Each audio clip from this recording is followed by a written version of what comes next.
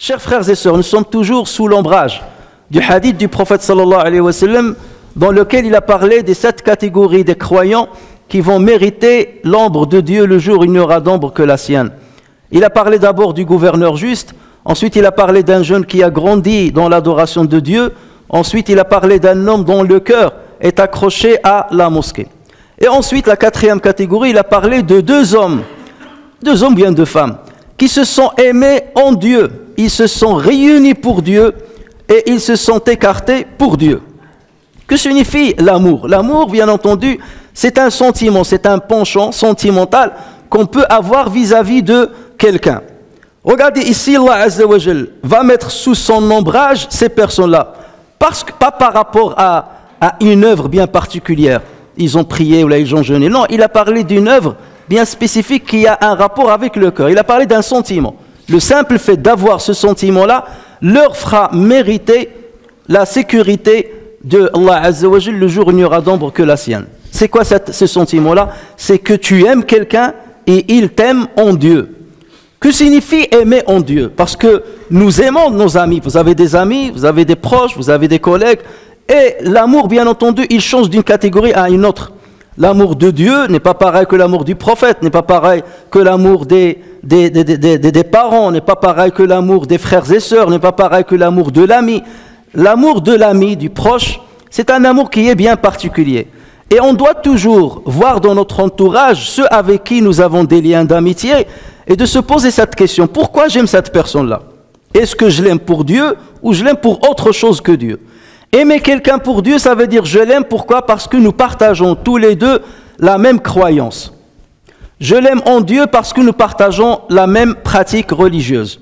Je l'aime en Dieu parce qu'il me rappelle Allah Azza wa Jal.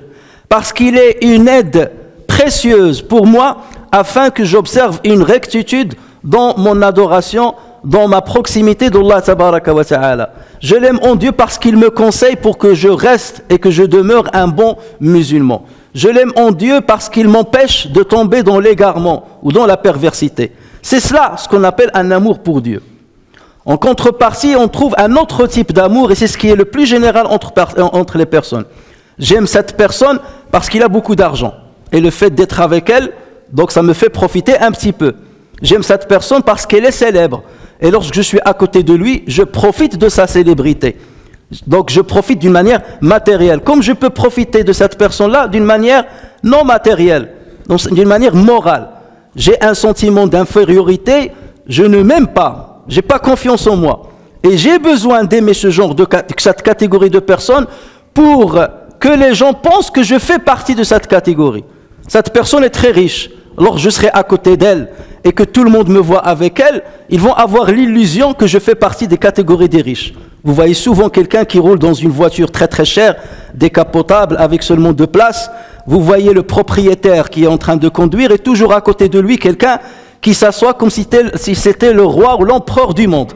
La main, le bras à l'extérieur, il recule son siège vers l'arrière et avec ses lunettes noires, il regarde tout le monde. Ça veut dire, je suis pareil que celui qui conduit la voiture, je suis pareil que le propriétaire. Ouais, tu peux trouver que c'est un fauché, alors que l'autre est un millionnaire, mais le fait de le fréquenter, ça lui fait profiter moralement du statut social de cette personne. Est-ce un amour pour Dieu? Pas du tout. C'est pour satisfaire un besoin moral, un manque psychologique. Je vais aller aimer un savant, ou bien quelqu'un qui est célèbre, me pavaner devant lui et me prendre en photo devant lui et répandre ses photos chez tout le monde pour dire je fais partie de la catégorie de ce savant ou bien de ces hommes célèbres. Est-ce un amour pour Dieu? Ce n'est aucunement un amour pour Dieu. L'amour pour Dieu, c'est exclusif à Dieu. Peu importe si les gens savent que je suis proche de cette personne ou éloigné d'elle. Je veux que Dieu sache que j'aime cette personne. C'est ça qui m'intéresse. C'est ça qui m'importe. L'imam Ahmed, rahimahullah, rapporte avec une chaîne de transmission bonne sur Abu Idris al-Khawlani. Et Abu Idris al-Khawlani, c'est un successeur qui est né en l'an 8 de l'Hégire, mais il n'a jamais vu le prophète sallallahu alayhi wa sallam parce qu'il était à Damas. Et il est mort en l'an 80 de l'Hégire. Donc Abu Idris al-Khawlani raconte et dit: je suis entré dans la mosquée de Damas à Cham, donc en Syrie. Je suis rentré dans la mosquée de Damas et voilà que j'ai vu un homme, autour de lui il y avait une grande foule. Un homme dont les dents de devant brillaient. Et les gens, à chaque fois qu'ils divergeaient sur un sujet, ils revenaient vers lui pour lui demander son avis. Et ils adoptaient systématiquement son avis. Je ne l'ai pas reconnu. Et je me suis rapproché de la foule et je leur ai dit: c'est qui cet homme-là? On m'a dit: il s'agit de Mu'adh ibn Jabal, le célèbre compagnon du prophète sallallahu alayhi wa sallam, le faqih des compagnons du prophète sallallahu alayhi wa sallam. Qu'a-t-il dit? Il a dit: j'ai attendu le lendemain. Donc il n'a pas voulu avancer devant tout le monde, se montrer devant lui pour profiter de cette proximité. Non, il a dit: j'ai attendu le lendemain et je suis venu très tôt à la mosquée pour le croiser. Parce que c'est un compagnon du prophète, sûrement il va venir très tôt à la mosquée. Lorsque je suis rentré, j'ai trouvé qu'il m'a déjà précédé à la mosquée. Et il était dans un coin en train de prier. Donc je me suis rapproché de lui et dès qu'il a terminé 2 rak'at, je suis venu devant lui. Et je lui ai dit: je jure par Dieu que je t'aime en Allah Azza wa Jal.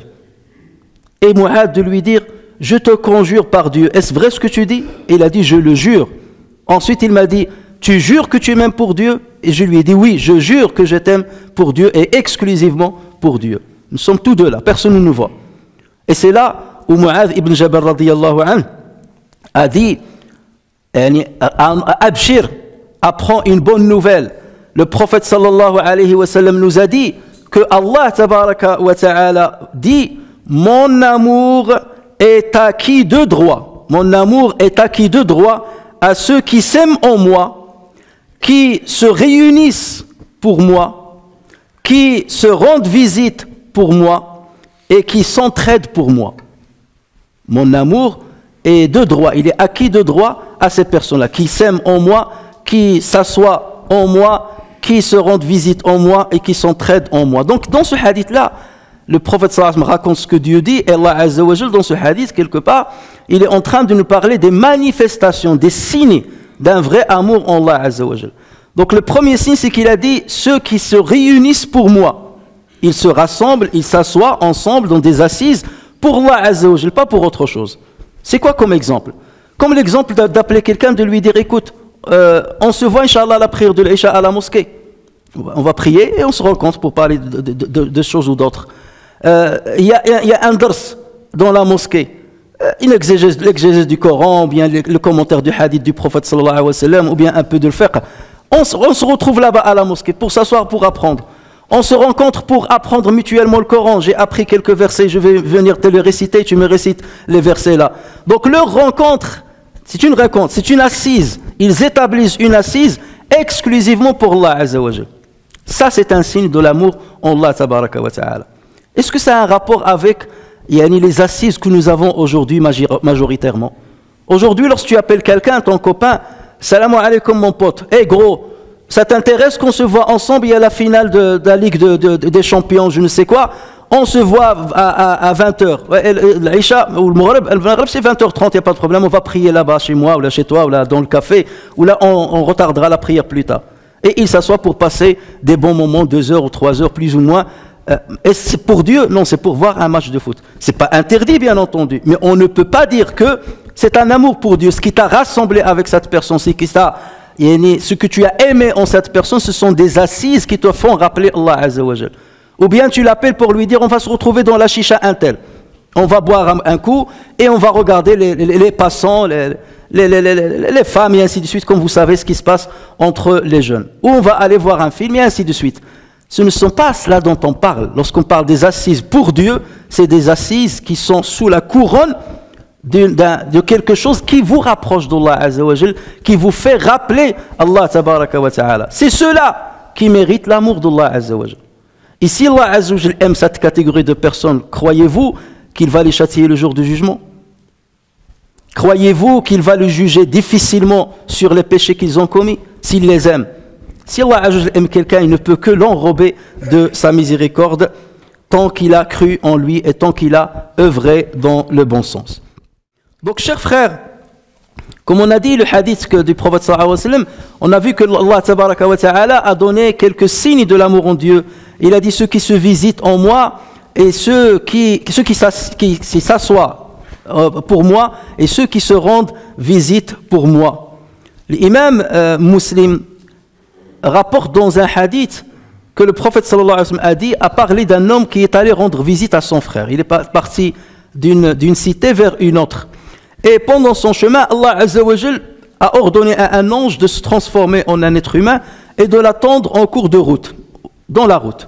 Et il l'a attendu dans la route. Et en le croisant, dès qu'il s'approche de lui, il lui a dit « Vers où tu vas ?» Il lui a dit « Je veux rendre visite à un ami dans la cité Intel. » Il lui a dit « Est-ce que tu as un intérêt commun avec lui pour lequel tu lui rends visite ?» Il lui a dit « Non, j'ai aucun intérêt avec lui, si ce n'est de lui rendre visite parce que je l'aime en Allah tabaraka wa ta'ala. » Et donc l'ange de dire à cet homme-là, je suis le messager de Dieu vers toi. Et Allah tabaraka wa ta'ala t'informe qu'il t'a aimé parce que tu as aimé cet homme en moi. Et si Allah aime quelqu'un, imaginez-vous qu'il va le châtier.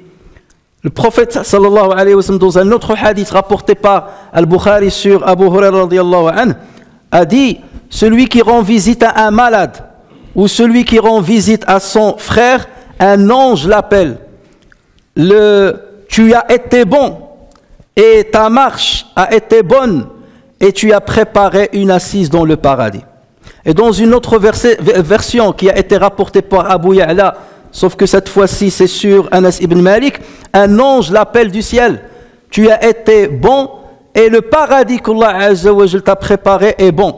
Et ensuite, Allah tabaraka wa ta'ala, depuis la hauteur et le haut de son trône, et lui dit, mon serviteur, Dieu dit aux anges, mon serviteur a visité pour moi, et c'est à moi qu'il incombe de lui donner l'hospitalité. Et Allah n'est pas satisfait d'une autre récompense pour lui que le paradis. C'est ça l'hospitalité qu'Allah accorde à cette personne juste parce qu'elle a décidé d'aller rendre visite à un frère sans aucun profit terrestre. La troisième manifestation de l'amour en Allah tabaraka wa ta'ala, c'est le fait de fournir l'effort pour ton frère. Dépenser de ton argent, dépenser de ton temps, dépenser de tes biens, ou bien de ta personne pour l'intérêt de ton frère ou pour l'intérêt, il y a un intérêt pour les musulmans en s'associant avec lui. Tu t'associes avec lui pour un intérêt commun aux musulmans. Et c'est cela où, par exemple, lorsqu'il est dans la difficulté, tu es à côté de lui. Tu ne peux pas dormir tranquille en étant riche ou en étant en bonne santé alors que ton frère est pauvre. Tu l'aimes en Dieu, lui il est pauvre, et tu sais qu'il est à la gorge, qu'il est endetté, et toi ça ne te gêne pas. Tu le rencontres tous les jours et tu connais sa situation difficile et tu ne fournis aucun effort pour l'aider. Ça ne s'appelle pas ça de la fraternité en Dieu.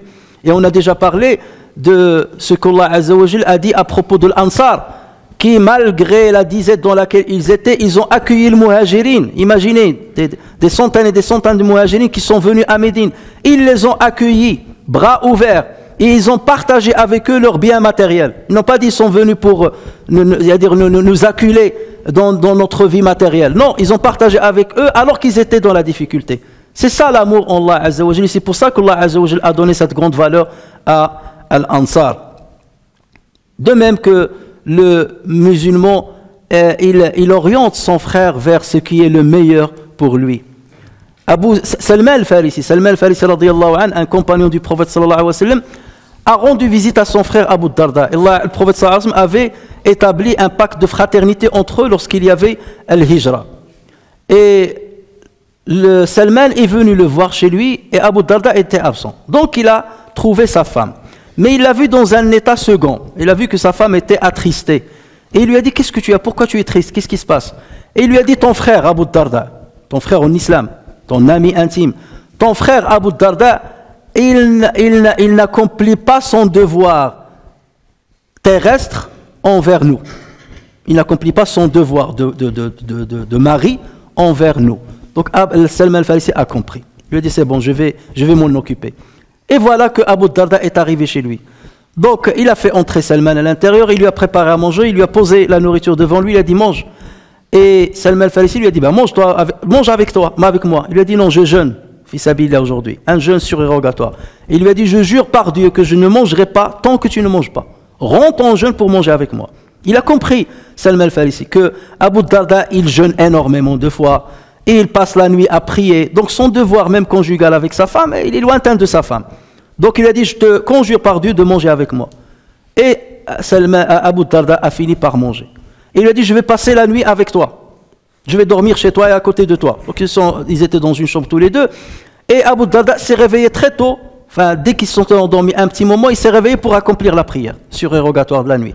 Et Salman al-Farisi lui a dit, dors. Tu ne vas pas nous dire, dors. Il s'est endormi.